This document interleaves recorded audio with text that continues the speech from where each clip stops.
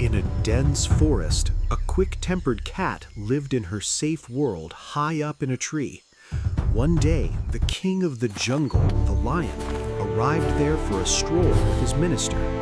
From the tree, the cat responded rudely, and the minister chuckled. The lion knew that as long as the cat stayed above, he couldn't do anything, so he changed his tone. The lion showered her with praise and offered her a position in the government. The dreams of power and wealth made the cat's eyes gleam. As soon as she came down, the lion struck her with a powerful paw, throwing her to the ground. With a royal gesture, he ordered her to be captured. To save her life, the cat offered her knowledge and skills. The lion pardoned her with a condition, but took away her freedom. She regretted in her heart, "I wish I hadn't come down from the tree."